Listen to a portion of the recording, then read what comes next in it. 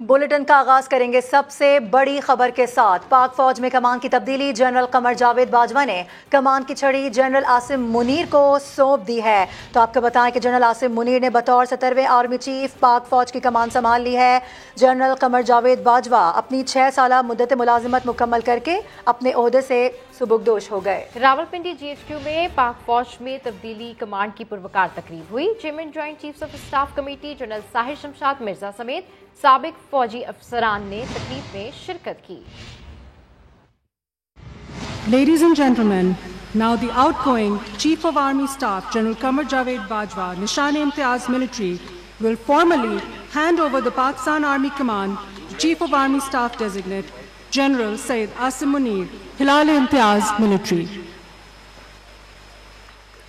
ख़वातीन और हज़रात, जनरल कमर जावेद बाजवा ने पाक फौज की कमान बाज़ाब्ता तौर पर chief of army staff general Syed Asim Munir Hilal-e-Imtiaz military को सौंप दी। साजी गार्ड का दस्ता अल्लाह अकबर की धुन पर मार्च करते हुए सलामी के चबूतरे की जानिब बढ़ रहा। सर उठाए, तेज कदम, यकजान यक जुबान, मुखालिफ हवा के चलते कौम के अजीम जवान।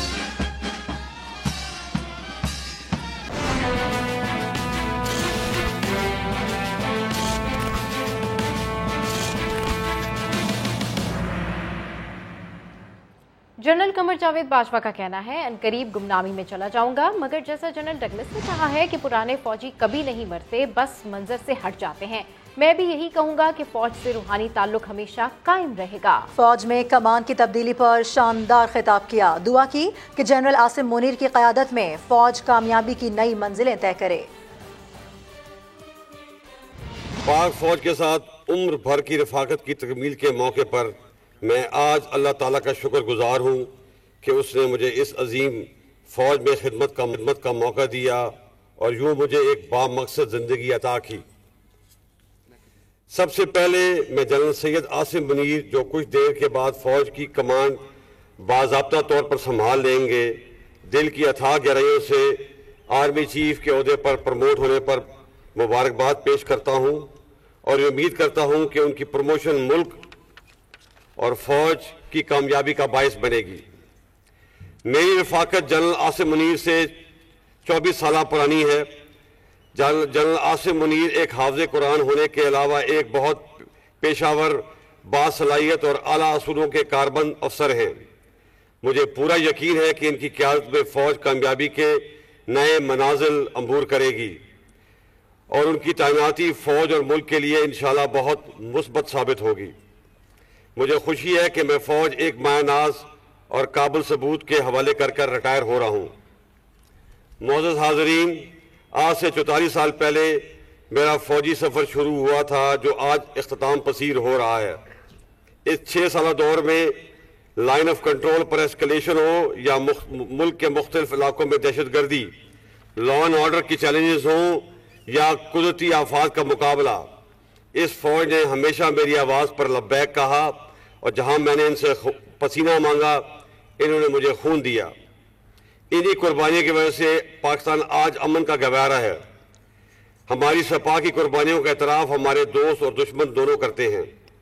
मुझे अपनी फ़ौज पे फ़ख्र है जो इतने कम वसाइल के बावजूद सेशन की बर्फ़पोश पहाड़ों से लेकर थर के सराहों तक मुल्क की जोग्राफियाई सरहदों की हिफाजत करती है।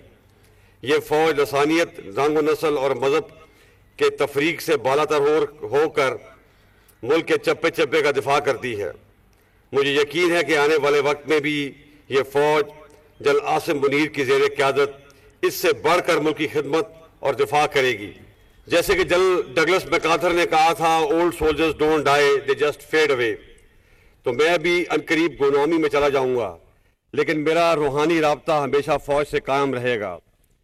फ़ौज को कामयाबी हासिल होगी तो मुझे खुशी होगी, लेकिन जब फ़ौज पर मुश्किल वक्त आएगा तो ये यकीन रखिए कि मेरी दुआएं आपके साथ होंगी। आखिर में मैं जनरल आसिम मुनीर और पाक फ़ौज की कामयाबी के लिए दुआ गो हूँ। अल्लाह ताला आपका हामी और नासिर हो। पाक फौज जिंदाबाद, पाकिस्तान पाइंदाबाद। तो senior anchor person Nadeem Malik ने भी हमें ज्वाइन कर लिया, उनसे बात कर लेते हैं। नदीम मलिक साहब, ये जनरल बाजवा के 6 साला दौर का अब इख्तिताम हो गया है, इस पूरे टेन्योर को आप किस तरह से देख रहे हैं ये बताइएगा, और army chief general Asim Munir को अब कौन कौन से बड़े चैलेंजेस का सामना होगा, इस पर भी ज़रा रोशनी डालें। जनरल आसिम मुनीर जो है सबसे बड़ा चैलेंज है मेरे ख्याल में इनके लिए, इंटरनल और एक्सटर्नल दोनों महाजों के ऊपर इंतहा पसंदी और दहशत गर्दी का चैलेंज। जनरल कमर जावेद बाजवा ने जब ओहदे का चार्ज संभाला तो दरबेहद बहुत कामयाबी के साथ पाए तकमील तक पहुंचा था और उसके बाद रद्दुल फसाद का आगाज किया गया।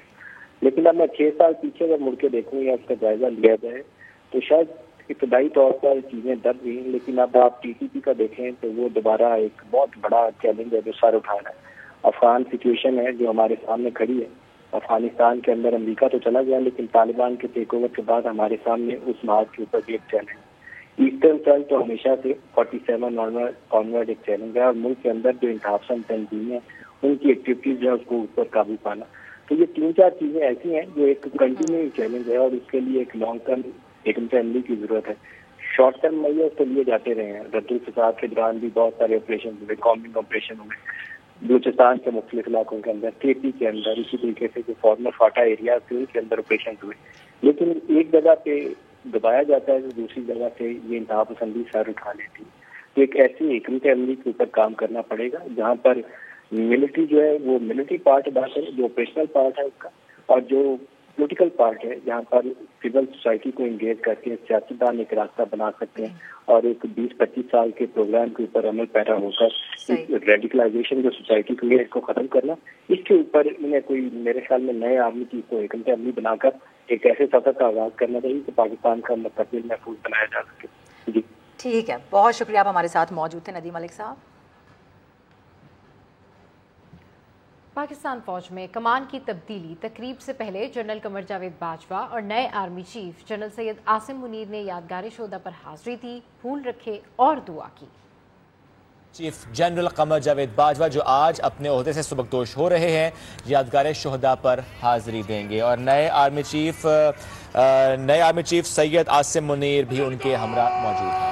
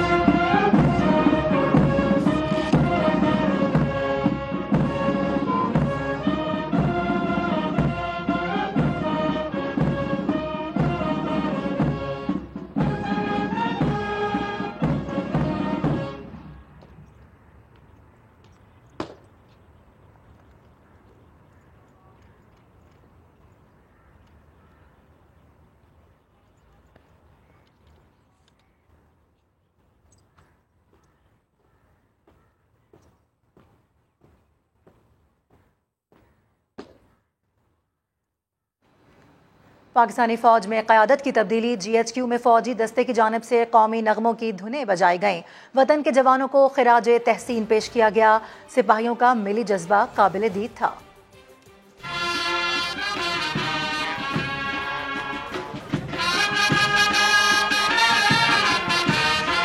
ऐ वतन के सजीले जवानों, मेरे नगमे तुम्हारे लिए।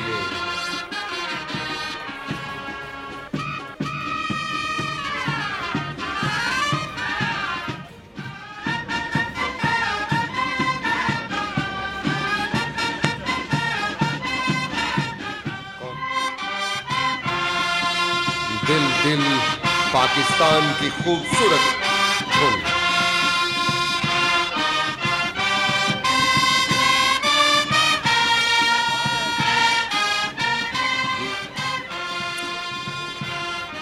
ऐसी जमीन और आसमां, इनके सिवा जाना कहाँ। बढ़ती रहे ये रोशनी, चलता रहे ये कारवां।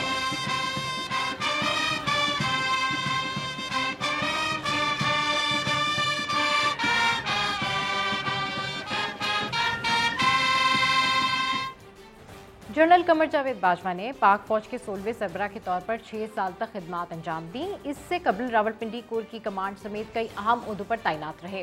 उन्होंने 5 वज़ीर आज़म के साथ काम करने का रिकॉर्ड भी बनाया। उनके 42 साल अस्करी करियर पर एक नज़र डालते हैं इस्लामाबाद से इस रिपोर्ट में। General Qamar Javed Bajwa Pakistan military academy से तरबियत मुकम्मल करने के बाद 1980 में पाक फौज की 16वीं बलोच रेजिमेंट का हिस्सा बने। वही रेजिमेंट जिसकी कमांड उनके वालिद ने की थी। 1988 में जनरल बाजवा ने बतौर मेजर NLI आजाद कश्मीर में फराइज निभाए। लेफ्टिनेंट कर्नल के ओहदे पर पहुंचे तो रावलपिंडी कोर में स्टाफ ऑफिसर तैनात हुए, जबकि 2007 में कांगो में अक़वाम मुत्तहिदा के मिशन में ब्रिगेड कमांड की। 2009 में मेजर जनरल के ओहदे पर तरक्की पाकर गिलगित बल्तिस्तान में सरबराह कमांडोज फोर्स नार्दर्न एरियाज खिदमत निभाई। 2011 में instructor school of infantry and tactics Quetta रहे। अगस्त 2013 में कमर जावेद बाजवा ने लेफ्टिनेंट जनरल के ओहदे पर तरक्की पाकर कोर कमांडर रावलपिंडी की अहम जिम्मेदारी निभाई। 2014 में कर्नल कमांडेंट बलोच रेजिमेंट, जबकि सितंबर 2015 में GHQ में inspector general training and evaluation तैनात रहे। 29 नवंबर 2016 को उस वक्त के वजीर आजम नवाज शरीफ ने जनरल कमर जावेद बाजवा को नया आर्मी चीफ मुकर्रर किया। 19 अगस्त 2019 में उस वक्त के वजीर आजम इमरान खान ने मुद्दत मुलाजमत में 3 साल की तोसी दे दी। जनवरी 2020 में सुप्रीम कोर्ट के अहकामात की रोशनी में पार्लियामेंट ने आर्मी चीफ की मुद्दत मुलाजमत में तोसी का बाकायदा कानून भी मंजूर किया। जनरल कमर जावेद बाजवा ने बतौर आर्मी चीफ 5 वज़ीर आज़म नवाज शरीफ, शाहिद खाकान अब्बासी, जस्टिस रिटायर्ड नासिरुल मुल्क, इमरान खान और शहबाज शरीफ के साथ काम किया। बतौर सरबराह पाक फौज जनरल कमर जावेद बाजवा ने ज़रब अज़्म की कामयाबियों को तक़वियत देने के लिए ऑपरेशन रद्दुल फसाद शुरू किया, जिससे दहशतगर्द ग्रुपों के स्लीपर सेल्स और सहूलतकारों का खात्मा मुमकिन हुआ। शानदार करियर, शानदार प्रोफाइल। जनरल आसिम मुनीर पाकिस्तान की अस्करी तारीख में पहले आर्मी चीफ हैं जिन्हें पास आउट होते वक्त एजाजी शमशीर से नवाजा गया। ISI और MI समेत 2 इंटेलिजेंस एजेंसीज की सरबराही कर चुके हैं, जबकि क्वार्टर मास्टर जनरल से आर्मी चीफ बनने वाले पहले सिपा सालार हैं। उनके फौजी करियर पर एक नज़र। जनरल सैयद आसिम मुनीर अहमद शाह का फौजी करियर इंतहाई शानदार रहा है। फ्रंटियर फोर्स रेजिमेंट की 23वीं बटालियन में कमीशन हासिल किया। वो ऑफिसर्स ट्रेनिंग स्कूल मंगला के 17वें कोर्स से एजाजी शमशीर के साथ पास आउट हुए। आज तक किसी और आर्मी चीफ के हिस्से में ये एजाज नहीं आया। सैयद आसिम मुनीर को मार्च 2018 में हिलाल इम्तियाज मिलिट्री के एजाज से नवाजा गया। सितंबर 2018 में लेफ्टिनेंट जनरल के ओहदे पर तरक्की दी गई और उन्हें DG ISI के ओहदे पर तैनात किया गया। पाकिस्तान की अस्करी तारीख में जनरल सैयद आसिम मुनीर वो पहले आर्मी चीफ होंगे जो 2 इंटेलिजेंस एजेंसीज ISI और मिलिट्री इंटेलिजेंस की सरबराही कर चुके हैं। जनरल आसिम मुनीर 16 जून 2019 से 6 अक्टूबर 2021 तक कोर कमांडर गुजरांवाला के अहम मनसब पर फाइज रहे। वो पहले क्वार्टर मास्टर जनरल भी होंगे जिन्हें आर्मी चीफ मुकर्रर किया गया है। जनरल सैयद आसिम मुनीर ने कलाम पाक को अपने सीने में महफूज कर रखा है। उनके दोनों भाई कासिम मुनीर और हाशिम मुनीर भी हाफिज कुरान हैं। उनके खानदान को हफ्फाज कुरान का खानदान कहा जाता है। उनके वालिद सैयद सरवर मुनीर रावलपिंडी के इलाके लाल कुर्ती के स्कूल में प्रिंसिपल थे। पेशावर के ज़िमनी इंतख़ाबात में ज़ाब्ता अखलाक की खिलाफ वर्जी का केस, जुर्माने के खिलाफ इलेक्शन कमीशन ने इमरान खान की अपील मुस्तरद कर दी। DMO पेशावर ने ज़ाब्ता अखलाक की खिलाफ वर्जी पर इमरान खान को 50,000 रुपये जुर्माना किया था। इमरान खान ने इलेक्शन कमीशन में जुर्माने के खिलाफ अपील दायर की, जिसे इलेक्शन कमीशन ने मुस्तरद कर दिया। मेंबर सिंध निसार दुर्रानी की सरबराही में 4 रुकनी बेंच ने फैसला सुनाया। इलेक्शन कमीशन के मुताबिक फैसले पर 3 दिन में अपील दायर की जा सकती है। अहम खबर आ रही है। मुस्लिम लीग नून के रहनुमा हमजा शहबाज ने सीनियर कानूनदानों और आईनी माहिरीन का इजलास बुलाया है। पीपल्स पार्टी का वफ्द भी हमजा शहबाज से मॉडल टाउन में मुलाकात करेगा। तफसीलात ले लेते हैं। नुमाइंदा खुसूसी आसिम नसीर हमारे साथ मौजूद है। आसिम, क्या कुछ होने जा रहा है, क्या तफसीलात हैं आपके पास? जी बिल्कुल, पंजाब में जैसा कहा जा रहा है कि पाकिस्तान तहरीक-ए-इंसाफ अपनी हुकूमत को और असम्बली को तहलील करने जा रही है, उसके ऊपर हमजा शहबाज काफी मुतहरिक हुए हैं और उन्होंने आज सीनियर कानूनदानों और आईनी माहिरीन को तलब किया है। जबकि अब से कुछ देर के बाद पाकिस्तान पीपल्स पार्टी का पार्लिमानी वफ्द जो है लाहौर में मुस्लिम नून के मर्कजी सेक्रेटरी है, जहाँ पर हमजा शहबाज के साथ उनकी मुलाकात होगी, क्योंकि इस वक्त आज़ाद अरकान के बाद जो सबसे ज़्यादा तादाद है वो पाकिस्तान पीपल्स पार्टी की है। इसी तरह मुख्तलिफ रहनुमाओं को, आज़ाद अरकान असम्बली को और तहरीक इंसाफ के खासतौर पर जो नाराज अरकान है उनसे मुलाकातों का हमजा शहबाज ने अपनी पार्टी को टास्क दिया है। 2 रोज में मुलाकातें और मुशावरत मुकम्मल करने की भी डेडलाइन दी गई है। हमजा शहबाज ने अपने जो कारकुनान को इस हवाले से कहा है कि पंजाब के अवाम में जो मैंडेट दिया है उसे हम मुकम्मल कराएंगे। पंजाब में असम्बलियों की मुद्दत मुकम्मल कराने में हर मुमकिन कोशिश की जाएगी और जो भी तमाम मामला होगा इससे न सिर्फ पार्टी की क़यादत से वो खुद रब्ता करेंगे बल्कि पार्टी कायद की तरफ से भी पंजाब में तब्दीली की जो का उन्हें रिस्पॉन्स मिल चुका है। इसलिए तमाम अरकान असम्बली को अपने राब्तों को तेज करें और आइंदा 48 घंटों में राब्ते मुकम्मल करके आइंदा का लाएमल तय किया जाए। ठीक है, यानी कहा जा सकता है कि आइंदा 48 घंटे अहम है। बहुत शुक्रिया आपका। और इमरान खान असेंबलियां तोड़ दें तो हम 60 रोज में ज़िमनी इलेक्शन करवा देंगे। वजीर दाखिला राना सनाउल्लाह ने प्रोग्राम नदीम मलिक लाइव में साफ साफ बता दिया। कहते हैं कि गवर्नर को यह इख्तियार हासिल है कि वजीर आला को एतमाद का वोट लेने का कह सकता है।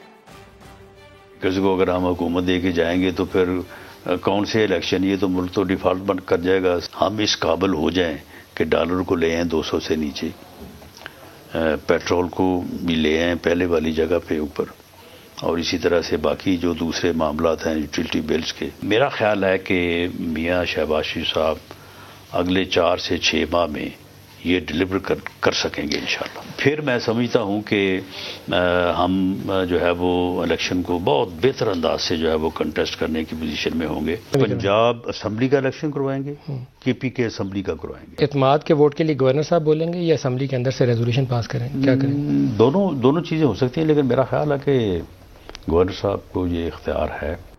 वज़ीर-ए-आला पंजाब परवेज़ इलाही ने असम्बलियाँ तहलील करने के मामले पर मुतहरिक हो गए हैं। कौमी और सूबाई अरकान असम्बली से मुलाकात में कहा कि पंजाब में इक़्तिदार के ख्वाब देखने वाली अपोजिशन के पास नंबर्स ही पूरे नहीं हैं। इस हवाले से मज़ीद तफसीलात जानते समाअत नुमाइंदे कज़ाफ़ी भट्ट से। जी कज़ाफ़ी भट्ट, अपडेट कीजिए। बिल्कुल जी, साफ सीख के अरकान असम्बली के साथ उन्होंने मुलाकातें की हैं और उसके अंदर जो इमरान खान की जानिब से असम्बलियाँ तहलील करने की बात की गई उस पर मुशावरत की गई है और इसके ऊपर जो है मिलकर लाहेअमल बनाने पर इत्तफाक हुआ है। और चौधरी परवेज़ इलाही ने गुफ्तगू करते हुए कहा कि इमरान खान उनके लीडर हैं और मुशावरत के साथ जो है वो तमाम इक़दाम करेंगे। पंजाब के अंदर तरक्की का दौर शुरू हो चुका है और इसको रुकने नहीं दिया जाएगा। और उनका मजीद ये भी कहना था कि जो सियासी सूरत हाल है उसके ऊपर उनकी पूरी नज़र है और इस पर मुशावरत के साथ तहसील की जाए। ठीक है, अपडेट करने के लिए शुक्रिया। एक और अहम मामला, कौमी इदारों के खिलाफ मुतनाज़ बयानात के केस में पीटीआई सैनेटर आजम स्वाति के जिस्मानी रिमांड में 4 रोज़ की तौसीह कर दी गई है। तफ्तीश मजीद कहाँ तक पहुंची है, इसी हवाले से बात कर लेते हैं। आदिल तनोली हमारे साथ मौजूद हैं। आदिल, आगाह कीजिएगा। हाँ जी, देखें, इदारों के खिलाफ मुतनाज़ा बयान देने पर गिरफ्तार पाकिस्तान तहरीक इंसाफ के रहनुमा आजम स्वाति के जिस्मानी रिमांड में मजीद 4 रोज़ की तौसीह कर दी गई है। आजम स्वाति की वीडियो लिंक के जरिए आज सीनियर सिविल जज मोहम्मद शबीर की अदालत में हाजिरी लगाई गई है। FIA को मजीद 6 दिन का रिमांड दिया जाए। FIA प्रोसिक्यूटर की जानिब से ये इस्तदा की है, ताहम अदालत की जानिब से 4 रोज़ा जिस्मानी रिमांड मंजूर कर लिया है और आइंदा तारीख पर तमाम तफ्तीशी रिपोर्ट जो है वो अदालत को पेश करने की हिदायत की है। PTI के वकील जो हैं उनकी जानिब से अदालत में इस्तदा की गई थी कि आजम स्वाति को सिक्योरिटी खदशात के पेश नज़र जो है वो अदालत। तो ये मामला यहाँ तक पहुँचा, इस हवाले से आपने आगाह किया, बेहद शुक्रिया आपका। असल MKM कौन सी है? लंदन के जज भी कंफ्यूज हो गए। पानी MKM और साबिक साथियों के दरमियान प्रॉपर्टी तनाज़े पर कानूनी जंग बरतानिया में शुरू हो गई। MKM लंदन और पाकिस्तान में कानूनी जंग की लंदन हाई कोर्ट में समाअत हुई है। पहले रोज जज ने कहा पहले इस बात का तयन करना होगा कि किस ग्रुप के आइन को तस्लीम करना है। बरतानवी जज ने इस्तफसार किया कि दरख्वास्त गुजार अमीन उल हक कहाँ हैं, उनकी मौजूदगी जरूरी थी। वकील MKM पाकिस्तान ने इल्जाम लगाया कि MKM लंदन ने आइन के हवाले से रिकॉर्डिंग्स मुकदमा शुरू होने से कबल ही ज़ाया कर दी हैं। MKM लंदन के वकील ने मौक़िफ़ इख्तियार किया कि बानी मुत्तहिदा के खिलाफ केस के दौरान पुलिस तमाम रिकॉर्डिंग्स उठा कर ले गई थी। बाद में पुरानी कैसेट्स को ज़ाया कर दिया गया क्योंकि उनकी ज़रूरत ही नहीं थी। बराह रास्त आपको लिए चलेंगे, इंग्लैंड क्रिकेट टीम के fast bowler James Anderson press conference कर रहे हैं। It's an honor to have the leading wicket taker here. 667 wickets in 175 test match. You've been a role model to the young fast bowlers. What's the secret behind your fitness? Because at 40 you're bowling superbly. Age is just number? Yeah, it is just a number. I think I'm very fortunate that I'm naturally quite fit, but it's something that certainly the last 5 years, 6 years, I've worked really hard on, and I feel very fortunate that I'm still here. Very fortunate to be able to be back in Pakistan after so long, and yeah, just I feel very fortunate. Jimmy, you've done it before. You'll do it once more. What are your prime targets when you put to test your skills on unresponsive pitches of the subcontinent? I think that is it. The challenge is trying to find something in unresponsive pitches. That is the sort of skill of being a Test cricketer who plays all around the world. You've got to try and find ways of taking wickets. I think the introduction of Ben as captain and Brendan as coach has also helped in terms of thinking outside the box, in terms of field settings and plans that you use on the field. And I think we might have to maybe think outside the box a little bit over the next few weeks. So yeah, it's sort of, I've quite enjoyed the fact that they've taken maybe the run rate away from the thinking of bowlers, and our main focus is wickets. We've got to take 20 wickets, and yeah, that's our focus for the next few weeks. James, you have a very long association with cricket. James Anderson press conference कर रहे हैं जिसमें उन्होंने कहा कि हमारे पास बेहतरीन खिलाड़ी हैं, अच्छी कारकर्दगी दिखाने की कोशिश करेंगे, पाकिस्तान में क्रिकेट खेलने के लिए बहुत पुरजोश हों। न्यू कराची गुजरा में कपड़े के गोदाम में लगने वाली आग पर काबू पा लिया गया है। मुतासरा शहरी कहते हैं इतला देने के बावजूद फायर ब्रिगेड 2 घंटे ताखीर से पहुंची। इसी हवाले से मजीद बता रहे हैं हमारे नुमाइंदे शाहनवाज अली कादरी। मैं इस वक्त न्यू कराची गोदरा में मौजूद हूँ, जहां आज सुबह एक कतरौना के गोदाम में आग लगी थी, जिसे फायर ब्रिगेड की 3 गाड़ियों ने अब बुझा लिया है। सूरत हाल क्या थी, कब आग लगी और कैसे लगी? यहाँ पर एक हमारे साथ मौजूद ये गोदाम हमारा था और ये सुबह 7 बजे से आग लगी हुई है। उसके बाद हमने जगह जगह रेस्क्यू के लिए इत्तला दी, मगर गाड़ियाँ कोई टाइम पर पहुँची नहीं है।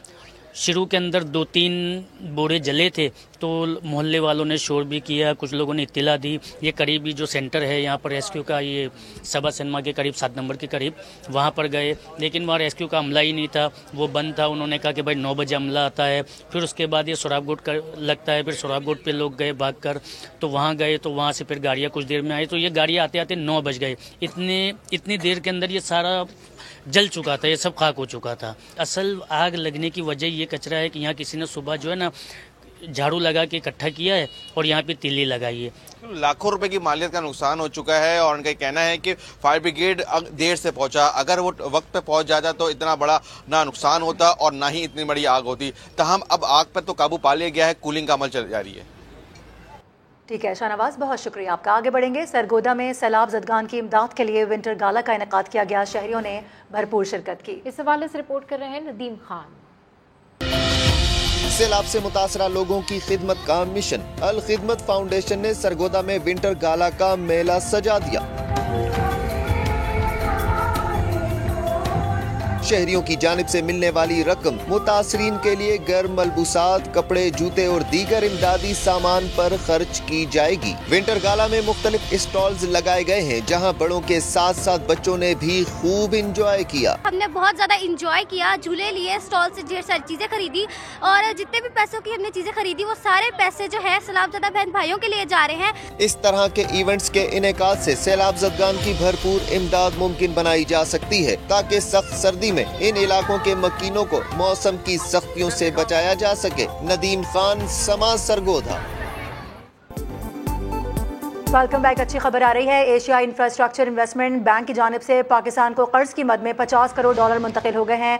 शकील अहमद हमारे साथ मौजूद हैं। शकील, तफसीलात दीजिए। देखिए, पाकिस्तान को ज़रा मुबादला ख़ार की अशद ज़रूरत थी और अच्छी खबर यह है कि अब एशियाई इंफ्रास्ट्रक्चर इन्वेस्टमेंट बैंक ने पाकिस्तान को $500 मिलियन यानी $50 करोड़ की रकम जो है वो मुंतकिल कर दी है। ये कर्ज का मुआहदा गुज़िश्ता दिनों तय पाया था और रकम जो है अब स्टेट बैंक ऑफ पाकिस्तान में मुंतकिल हो गई है। वज़ीर ख़ज़ाना इस्हाक़ डार ने भी ट्वीट पैगाम में इसकी तस्दीक की और कहा है कि एशिया इंफ्रास्ट्रक्चर इन्वेस्टमेंट बैंक के बोर्ड की मंजूरी के बाद रकम मुंतकिल होने की तस्दीक भी हो गई है। अपडेट्स के लिए बेहद शुक्रिया।